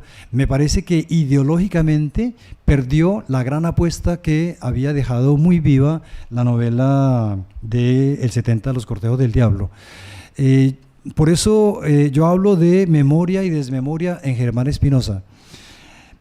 La Tejedora de Coronas, me parece, sigue ilustrando una gran tendencia, que es ver la historia de América a través de los letrados, a través de la ilustración, y sigue viendo que la posibilidad del tiempo nacional o del tiempo americano o de la construcción de unos tejidos políticos son derivados de la influencia de Europa. Mientras que en Los Cortejos del Diablo estaba muy viva la realidad de los conflictos, de las complejidades, donde América era un elemento importantísimo de la composición de la historia, y donde la alteridad, aquello que siempre ha sido negado por la historia teleológica, la alteridad estaba muy presente. Estaba presente, digamos, ese lado temido desde Europa, ese lado oscuro, la brujería, lo negro, lo indio, lo misterioso, lo incontrolado. De suerte que, a mi manera de ver, mientras tenemos una memoria plural y polifónica en Los Cortejos del Diablo, La Tejedora de Coronas sería, a mi manera de ver, un tipo de desmemoria, porque es un poco la prolongación de La Ciudad Letrada. La idea de que tenemos una historia, pero esa historia siempre viene focalizada desde la perspectiva del europeo. En este caso, la perspectiva del proyecto de la Ilustración. Gracias. Muy bien, muchas gracias al profesor Moreno Blanco por su ponencia sobre Germán Espinosa. Interesante esa aproximación. Vamos a abrir un espacio para las preguntas. Me dicen que solamente 2 preguntas, pero parece que hay más. Entonces vamos a tratar de aprovechar el tiempo. Profesor.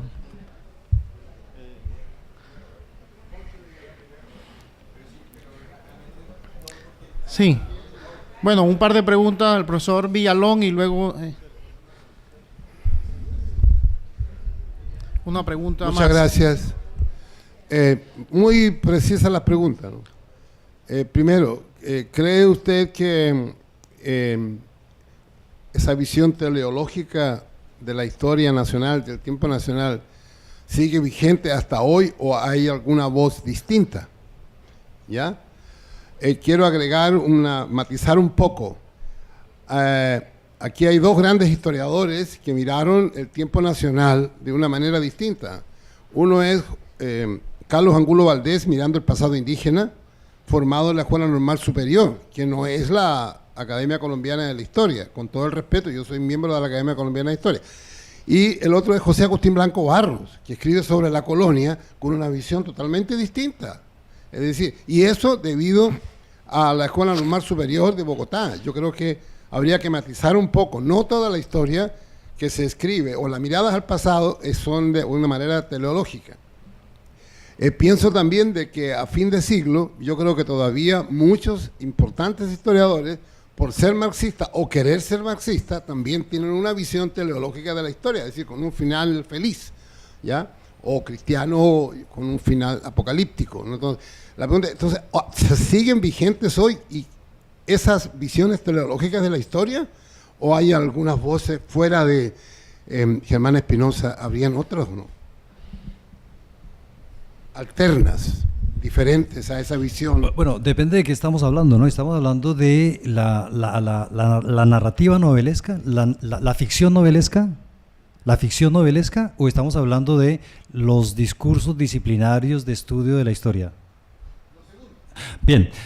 Bueno, aquí habría que entrar en unas honduras que corresponden a nuestra epocalidad. Yo pienso que hoy en día estamos en una época en que decir historia teleológica se ha convertido en un pleonasmo. Es decir, el conferencista que me antecedió, yo creo que comenzaba puntualizando eso. Estamos en una época de la poshistoria. Es decir, entró en crisis todo relato que pretendía organizar el tiempo, la temporalidad del futuro. Entró en crisis. La historia es una característica de la modernidad, la idea de la historia. Y la historia iba de la mano de la idea del progreso. Esas dos cosas, bueno, eso y muchas otras cosas más, con la crisis de la modernidad, entraron en una bancarrota. Estamos en una época en que ya no tenemos relato, ya no tenemos el relato, un relato, digamos, que nos convenza, según el cual tendríamos un destino compartido. Ya no tenemos un relato. Tuvimos el relato de la Ilustración, pero ese relato se fisuró.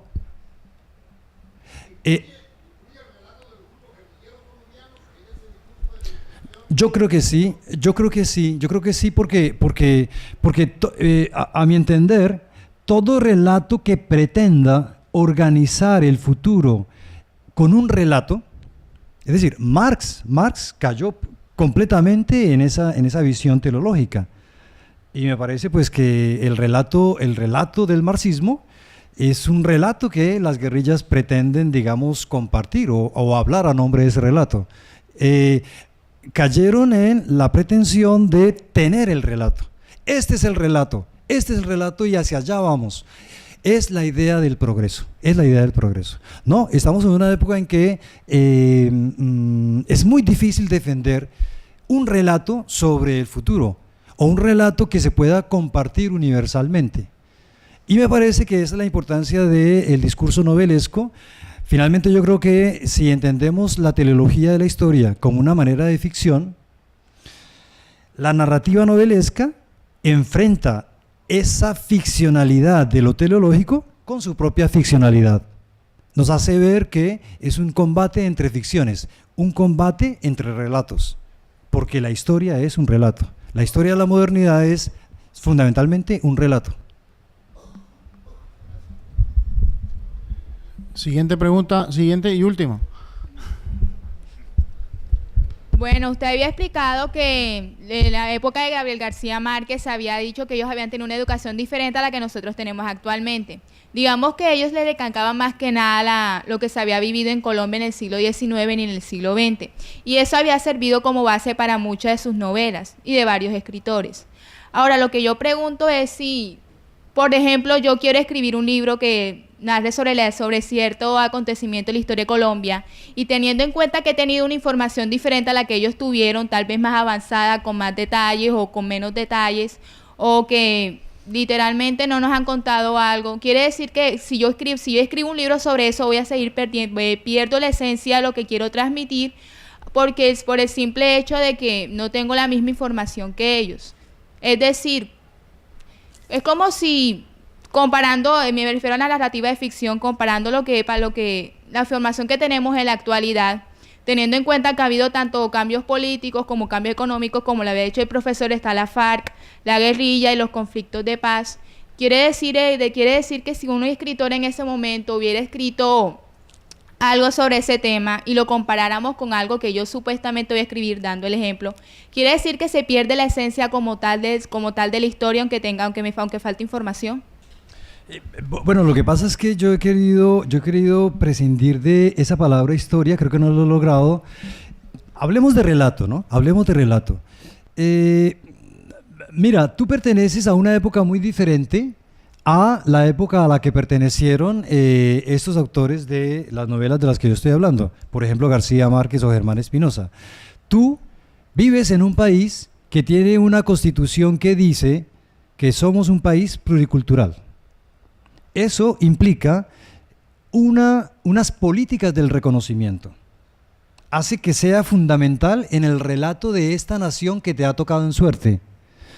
Pues bien, para estas personas de quienes estamos hablando, que tenían tu edad ¿qué historia les contaban? ¿Qué relato le contaban? Le contaban la historia de Colombia, cultura religiosa, cultura hispánica, cultura católica, Colombia, la ciudad letrada, los grandes héroes, Bogotá, la Atenas suramericana, y lo otro no es cultura, lo otro no es Colombia, lo otro es marginal. La idea que yo defiendo es que porque ellos recibieron ese tipo de relato, la obra literaria que van a escribir sobre el tiempo nacional es una rebelión, o citando a Spinoza, una conjuración para vengarse de ese relato mentiroso, de ese relato de la exclusión. En el caso tuyo, yo pienso que tú vives un periodo del tiempo nacional o del relato de la nación que es sustancialmente diferente, porque digamos que ya no estás en un periodo enmarcado por un catecismo de la exclusión. Es que mira que la Constitución del 886 duró más de 100 años y pretendía que este era un país católico, que había una lengua, el español, y ya. No, a ti te ha tocado en suerte vivir un relato de nuestro tiempo nacional que es diferente y aunque no podemos decir que estamos en el mejor de los mundos, creo que la época en que tú vives es una época que está más abierta a la diferencia, más abierta a la polifonía, más abierta al reconocimiento de que el relato es una composición y de que no es posible pretender ordenar el tiempo universal o el tiempo de la sociedad a partir de un solo relato de tipo absolutista, sino que se necesita, digamos, un tiempo plural donde lo que prime sea el reconocimiento de la diferencia, el concurso de las alteridades, las negociaciones, los acuerdos, los diálogos. ¿Sí? Hablas tú de la esencia. Esa palabra es un gran problema, porque si hay relato, no hay esencia. El relato es lo que ordena y es lo que en cierta manera nos da una idea del tiempo. El tiempo no existe sin relato. Entonces fíjate que depende mucho de tu relato. Es un problema, en primer lugar, del lenguaje, de la manera como tú expresas y organizas el tiempo.